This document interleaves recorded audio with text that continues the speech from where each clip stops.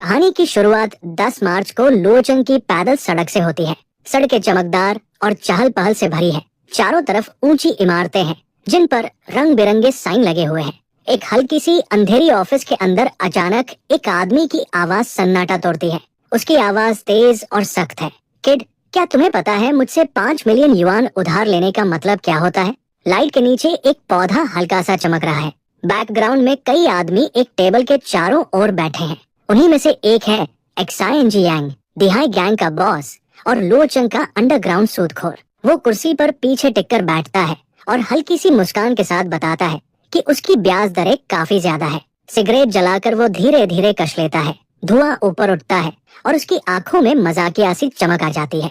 उसके सामने एक घबराया हुआ नौजवान बैठा है। डर के मारे कांप रहा है। पसीना चेहरे से टपक रहा है। उसके पीछे 2 हटे-कटे बॉडीगार्ड खड़े हैं। उनकी परछाइयां उसकी कुर्सी पर पड़ रही है। डर के बावजूद खुद को कॉन्फिडेंट दिखाने की कोशिश करते हुए वो ब्रदर हैंग से कहता है कि अगर वो पैसे देने को तैयार है तो ब्याज कितना भी हो उसे मंजूर है। यांग आगे झुकता है, थोड़ी हाथों पर टिकाते हुए। उसकी आवाज शांत लेकिन खतरनाक हो जाती है। वो कहता है, ठीक है। फिर शर्त रखता है 4% रोज का ब्याज। वो 5 मिलियन उधार देगा और आधे साल बाद 7 मिलियन वापस करने होंगे। फिर एक्साइएंजी यांग की आंखें ठंडी चमक के साथ संकरी हो जाती है। साथ ही बराबर कीमत की गिरवी भी देनी होगी। एमसी कांपते हुए एक डॉक्यूमेंट आगे बढ़ाता है। उसकी आवाज लड़खड़ा रही है। वो ब्रदर हैंग से कहता है कि ये उसके घर की प्रॉपर्टी डीड है, जरा देख लीजिए। एक्साइएंजी यांग कागज लेकर हल्की सी मुस्कान के साथ देखने लगता है। वो कहता है कि घर अब काफी पुराना है और ज्यादा से ज्यादा 3 से 4 मिलियन युआन का ही होगा। मन ही मन वो हंसता है। 140 वर्ग मीटर से भी बड़े फ्लैट को इतनी ऊंची ब्याज वाली लोन के लिए गिरवी रखना कितनी बेवकूफी है। उसके लिए तो ये ऐसा है जैसे भेड़ खुद चलकर भेड़िए के मांद में जा रही हो।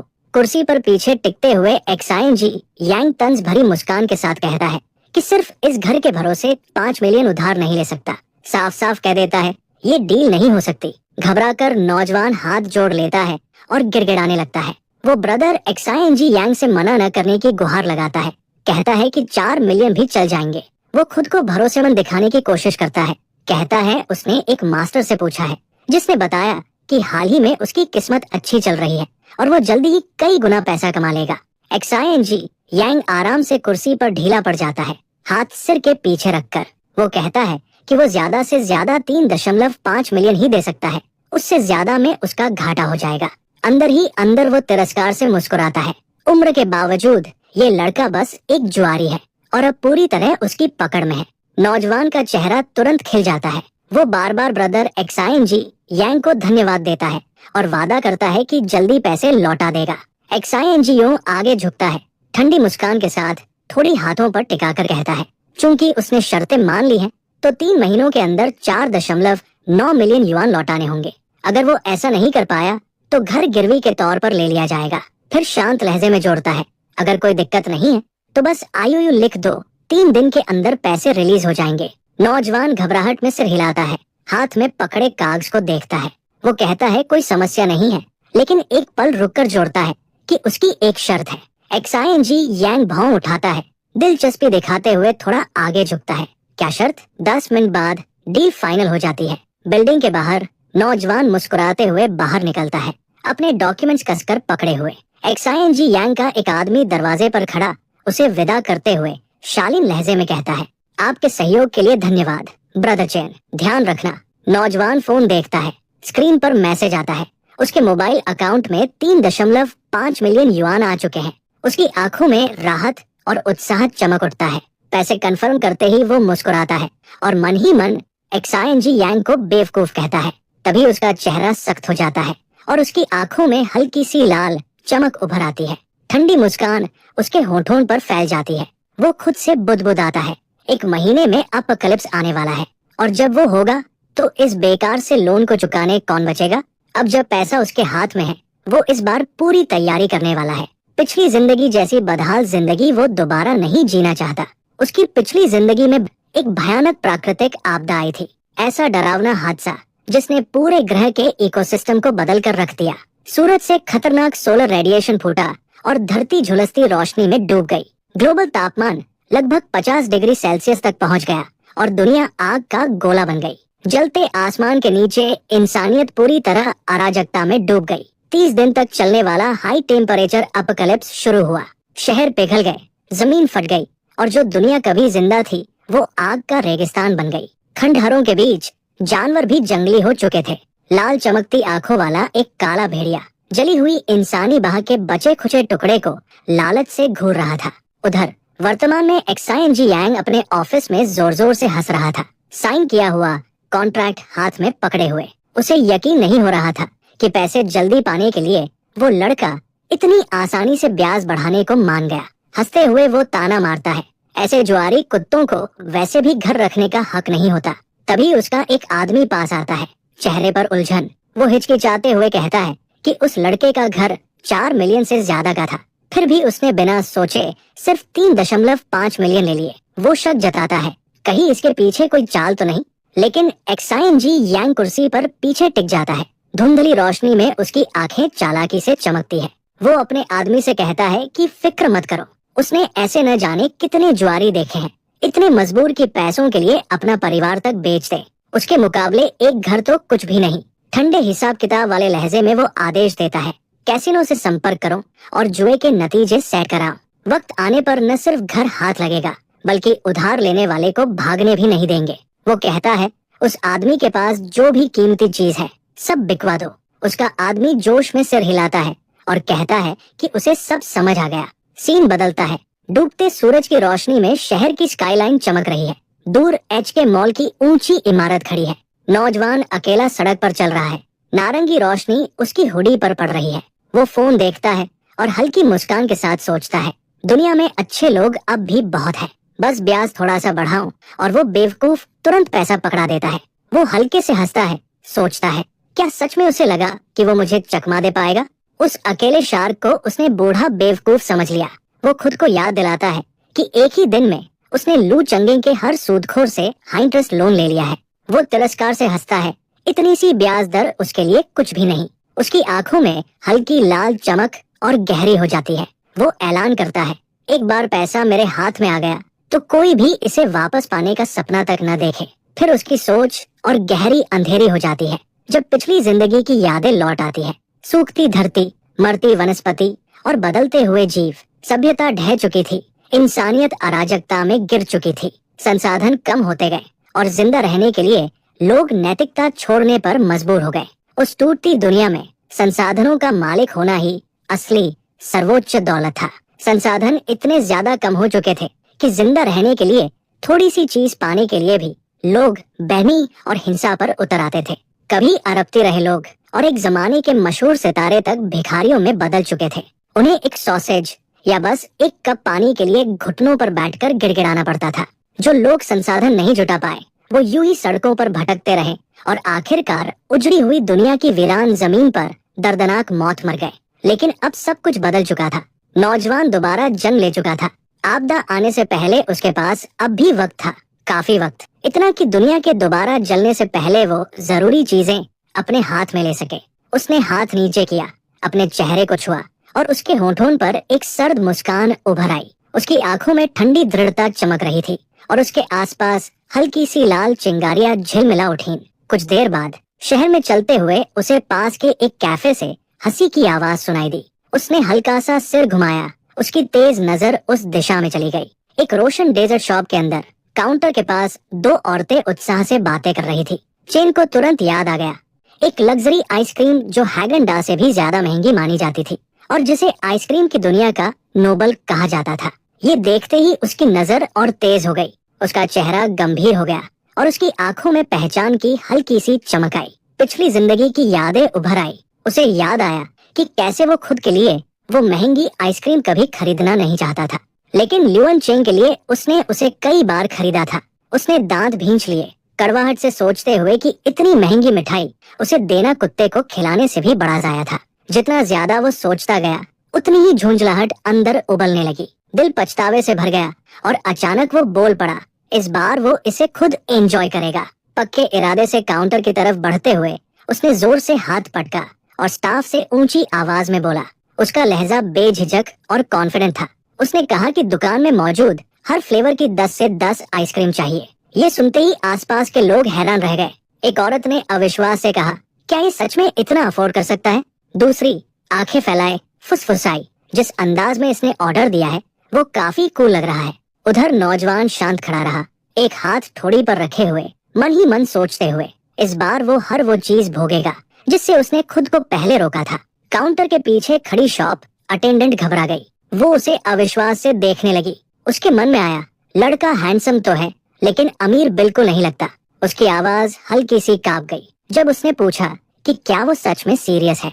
कंफर्म करने के लिए उसने समझाया कि उनकी दुकान सिर्फ हाई एंड आइसक्रीम बेचती है और हर फ्लेवर की 10 से 10 लेने पर 20,000 युआन से ज्यादा खर्च आएगा।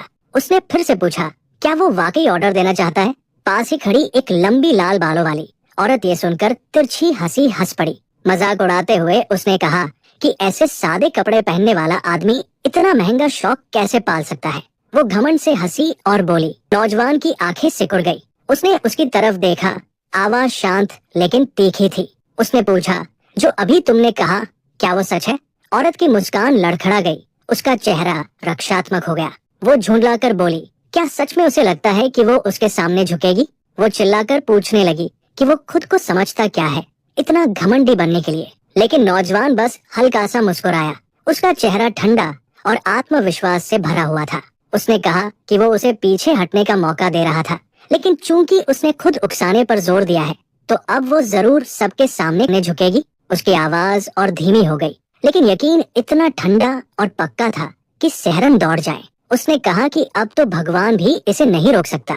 औरत का चेहरा गुस्से से बिगड़ गया और वो उस पर चिल्लाने लगी, लेकिन नौजवान बस हल्की सी मुस्कान के साथ खड़ा रहा, उसकी चीखों से बिल्कुल बेपरवाह। वो काउंटर की तरफ मुड़ा और शांति से शॉप अटेंडेंट से बोला कि दुकान की सारी आइसक्रीम पैक कर दो, उसे सब कुछ चाहिए। स्टाफ हिचकिचा रहा था। तभी उसने फोन निकाला और अपना अकाउंट बैलेंस दिखाया, पूरे 20 मिलियन युआन। और अटेंडेंट की आंखें हैरानी से फैल गई। कांपती आवाज में वो बोली कि उसे मैनेजर से कंफर्म करना पड़ेगा और जल्दी से अंदर भाग गई। थोड़ी ही देर में स्टोर मैनेजर आ गया। वो आदर से झुका, अपना परिचय FCHI के रूप में दिया और पूछा कि मिस्टर चेन को क्या चाहिए।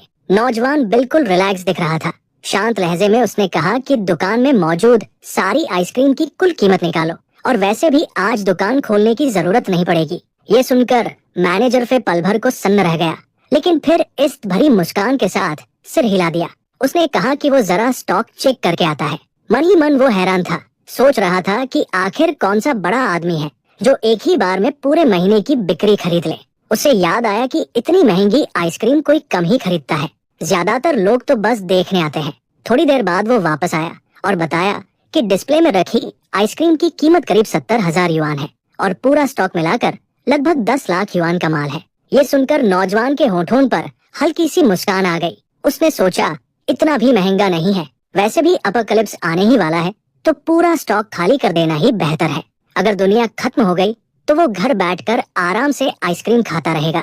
चेन एक्सायो ने शांति से कहा कि वो पहले 3 लाख युआन एडवांस ट्रांसफर करेगा और सारा स्टॉक जल्द से जल्द उसके पते पर भिजवा दिया जाए। मैनेजर की आंखें हैरानी से फैल गई, लेकिन अगली ही पल वो खुशी में बदल गई। वो जोश से सिर हिलाते हुए बोला कि सब कुछ तुरंत हो जाएगा और अचानक पूरे सम्मान से उसे ब्रदर चेन कहने लगा। चेन एक्सायो हल्की मुस्कान के साथ पास खड़ी औरतों की तरफ मुड़ा।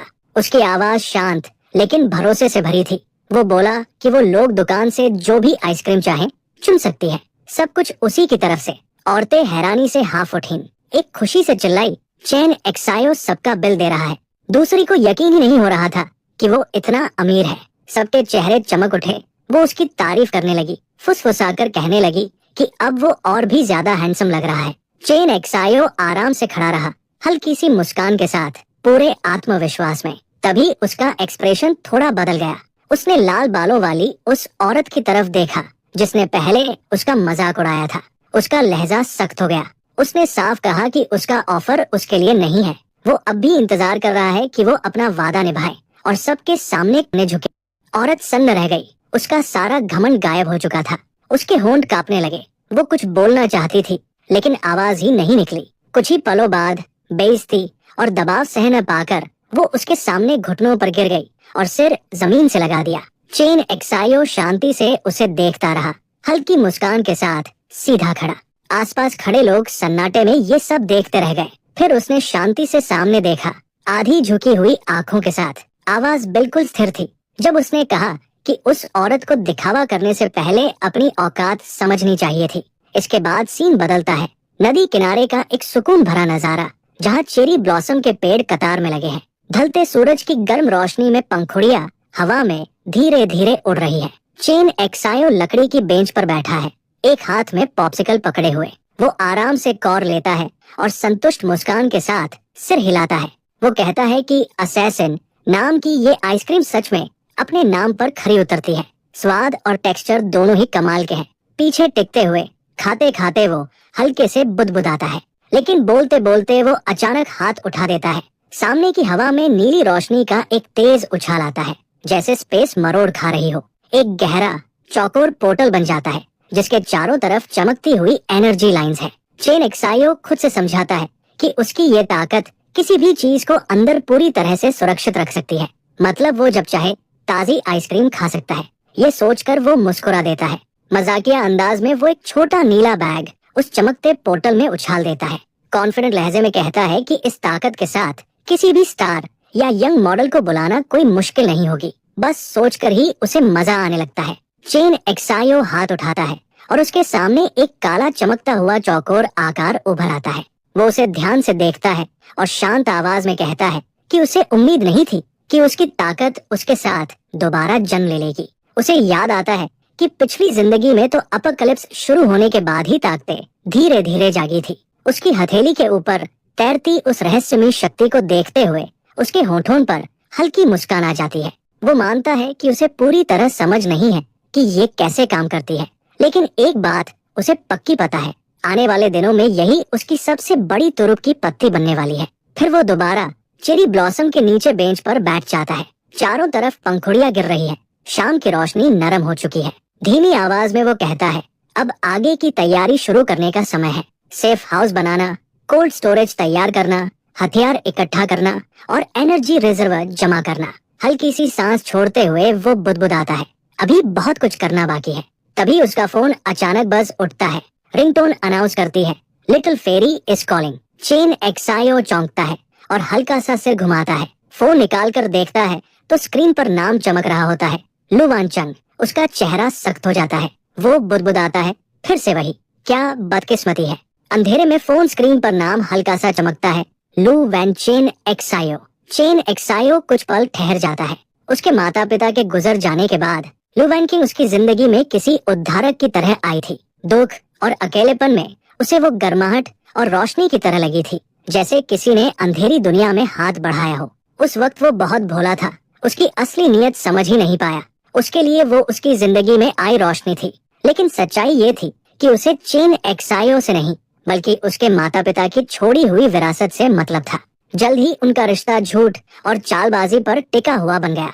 चेन एक्सायो को याद आता है कि कैसे वो उसके पास बैठकर धीमी आवाज में कहती थी कि अगर वो सच में उससे शादी करना चाहता है तो उसकी माँ ने कुछ शर्तें रखी है। शहर के बीचों बीच वाला बड़ा पूरी तरह से चुकाया हुआ फ्लैट उसके नाम किया जाए और साथ में 880,000 युआन का दहेज। अंधे प्यार में डूबा हुआ चेन एक्सायो सब मान गया, लेकिन वो ऐसा था जैसे वो बिना तले के गड्ढे में गिर रहा हो। उसकी मांगे बढ़ती ही गई बार बार, तब तक जब तक उसकी सारी जमा पूंजी खत्म नहीं हो गई। और फिर भी वो काफी नहीं था। वो उसे अपने पुश्तैनी घर को बेचने के लिए दबाव डालने लगी, सिर्फ इसलिए कि शहर में एक और लग्जरी अपार्टमेंट ले सके।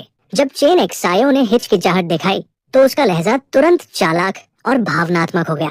वो कहने लगी कि ये सब उनके भविष्य के लिए है और वैसे भी उसका पुराना पारिवारिक घर संभाल कर रखने लायक नहीं है। तभी चेन एक्सायो की यादें और भी अंधेरी हो गई। उसे याद आया कि कैसे उसे जबरदस्ती दबाया गया, अपमानित किया गया और वो पूरी तरह बेबस था, जबकि उसकी लालच उसे पूरी तरह निगल चुकी थी। बाद में एक अंधेरे कमरे में वो किसी और आदमी के साथ खड़ी थी। उसके चेहरे पर ठंडी मुस्कान थी और वो चेन एक्सायो को किसी सामान की तरह पेश कर रही थी। वो उस आदमी को यंग मास्टर कहकर बुला रही थी और बता रही थी कि चेन एक्सायो वही है जिसका उसने पहले जिक्र किया था, जो उसकी स्पेशल मटेरियल रिक्वायरमेंट्स पर पूरी तरह फिट बैठता है। उसी पल चेन एक्सायो को समझ आ गया, जिस औरत को वो कभी अपना उद्धारक समझता था, उसी ने उसे अपने फायदे के लिए बेच दिया था। पिछली जिंदगी की यादों के साथ चेन एक्सायो की आंखों में आग भड़क उठी। जब अपकलिप्स आया तो पूरी दुनिया अराजकता में डूब गई थी। उसने अपनी जान, अपना भविष्य, सब कुछ दांव पर लगाकर ल्यूएन किंग को बचाने की कोशिश की थी, लेकिन आखिर में उसने बिना एक पल सोचे उसे धोखा दे दिया। किसी ज्यादा ताकतवर का सहारा पाने के लिए उसने उसे जानवरों की तरह बेच दिया। उसे ठंडी जमीन याद आई, खून की गंध और ऊपर झुका हुआ वो साया।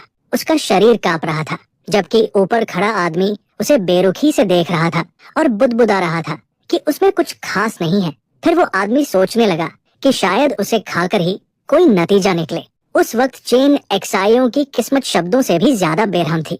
उसकी कड़वी आवाज उसके ही ख्यालों में गूंजती रही। आखिर में उसे पूरी लाश तक नसीब नहीं हुई थी। अब फीकी रोशनी के नीचे खड़ा चेन एक्सायो, जिसकी आंखों में हल्की लाल चमक थी, फोन को कसकर पकड़े हुए था।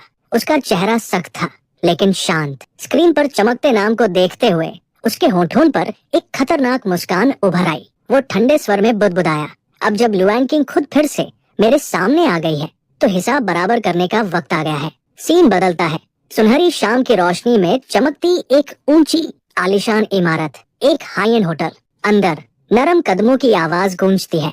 वो लू वैंकिंग है। चेन एक्सायो ने कॉल उठाई और नरमी से पूछा कि क्या उसने फोन किया था और क्या कोई बात है। एक रोशन बाथरूम के अंदर लू वैंकिंग शीशे के सामने खड़ी थी। उसके बाल तौलिए में लिपटे हुए थे और सिल्क का रोब हल्के से बंधा था।